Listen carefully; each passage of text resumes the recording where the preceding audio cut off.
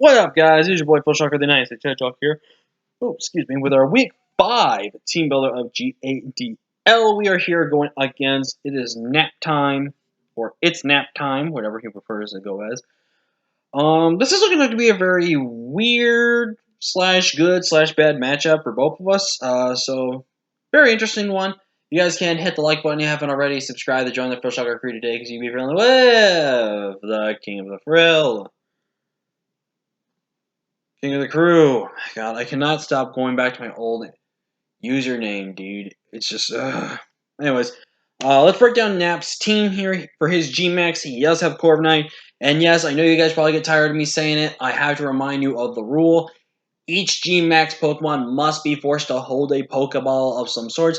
Doesn't exactly need to be a Pokeball. It can be like a Dust Ball, a Love Ball, any type of Pokeball like that. But they do have to hold it nonetheless.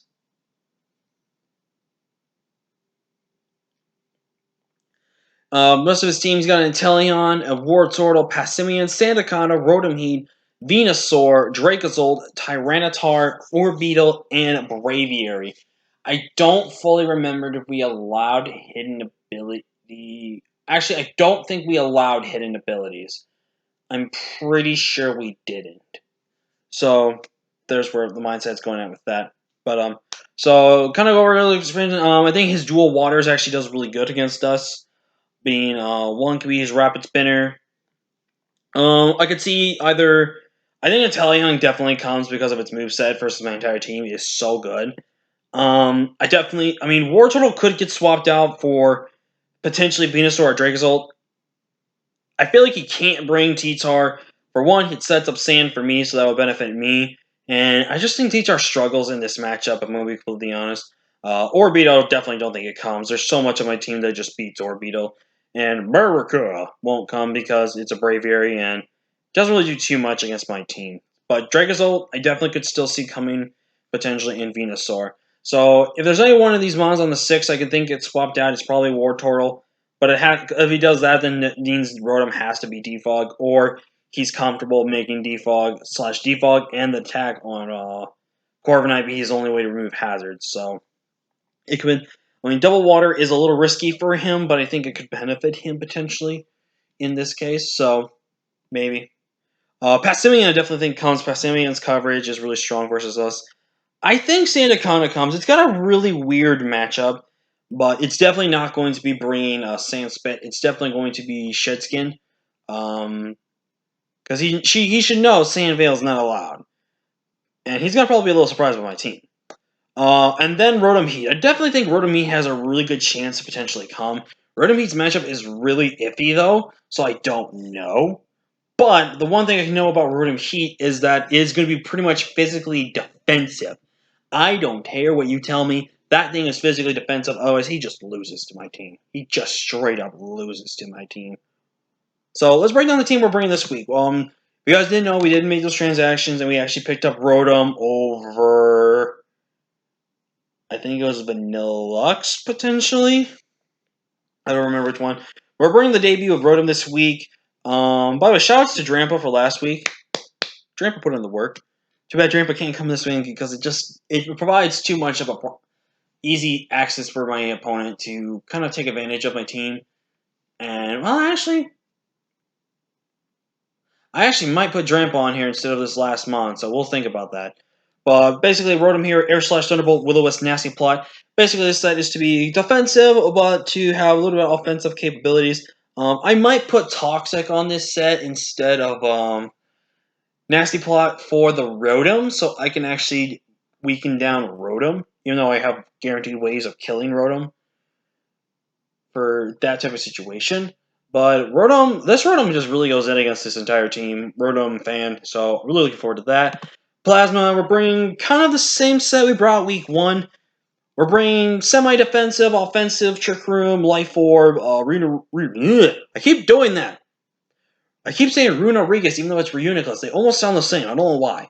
But we're bringing Reuniclus Life Orb, which means Focus Plus the Psychic is going to do so much damage to my opponent. And recover for longevity. Recovery, 170, 16 HP, 148 with the bold nature, because I feel like we need the bold more than the Spadef.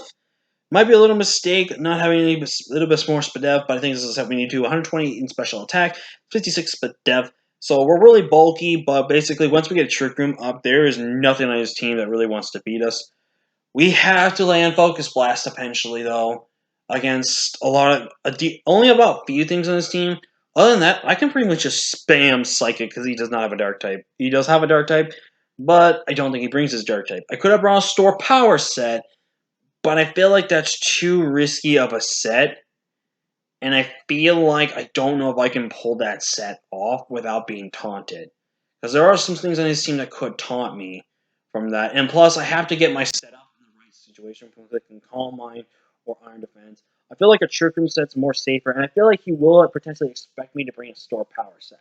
So that's going to be something he's probably going to be on the lookout for. Up next is River, but definitely a mixed defensive River. Leans a tiny bit more SPDEF, but does have the physical, more bold aspect to it. 176 in HP, 136 in defense with the bold nature, 40 in special attack, 156 SPDEF. We have Dragon Tail, Recover, Ice Beam, and Scald. Dragon Tail basically just stop any of his setup sweepers, aka the Corviknight. But this also pretty much just cripples Corviknight. If Corviknight wants to G-Max on me, I go ahead and just click Dragon Tail, and there's nothing it does against me. Absolutely nothing it does against me. Scald and Ice Beam pretty much hit the entirety of his team for super effective to neutral damage, and it just puts in so much work against this entire team. Up next, we're bringing Ganon. We're bringing that special Ganon set again, baby. But this time we are bringing Trick. Because there's a good amount of my team that I can actually trick my Pokeball onto and just kind of cripple their team. And it actually could help me. So we do need to play our cards a little right and carefully. We are bringing special because I expect him to fully expect me to be physical. So I am expecting like kind of more of a physically defensive Corviknight instead of a SPDEF Corviknight in that type of situation. So there's going to be that. With 106 HP, 60 in defense, 116 special attack, 148 SPDEF with the Calm nature. Now, I went Calm because it could be better. I might change this to Bold. I feel like Bold's actually a little bit better now when I'm looking at it. I'll probably change this to Bold before we get into the battle. But basically, this also lets me guarantee get free setup against Rotom, because if Rotom thinks, oh, he's not going to be this, I can trick away this Pokeball, get leftovers. He can burn me, that's fine. I can click Nasty Plot and basically gain the kill. So, there's that.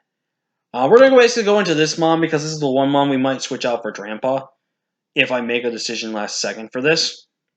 So be in mind. The idea behind Delmise this week is Iron Defense, Body Press, Shadow Claw, Power Whip. Basically, I can take hits from Corviknight by setting my Iron Defenses, and I can take hits from things, a lot of it. The only Mon we struggle to take hits from would just probably be the Rotom, and Rotom is very hard for us to handle with Delmise. With these combination moves, max HP, 108 in attack, 12 defense, and 136 SPDEF with Careful Nature, we could hopefully be able to take a hit from Rotom and basically revenge it with either Body Press, which I think would probably be the way we go with it, or go with a Shadow Claw crit, or depending how low we bring it. And last but not least, we're bringing the Weakness Policy Drill again. I'm sorry I have to do it. It works so well in TBC, I have to do it again.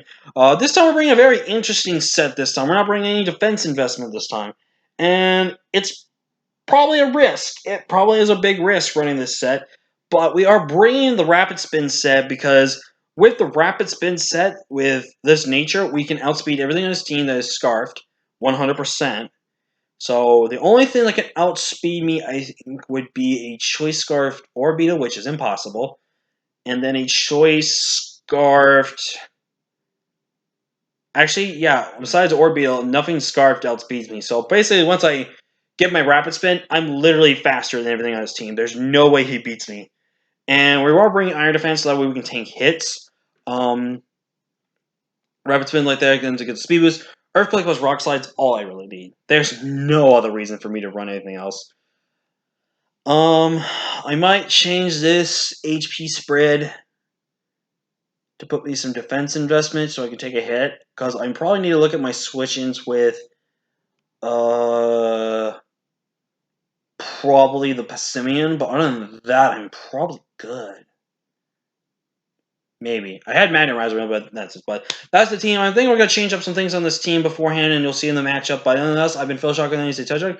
I'll see you guys later in the battle. Till next time, guys.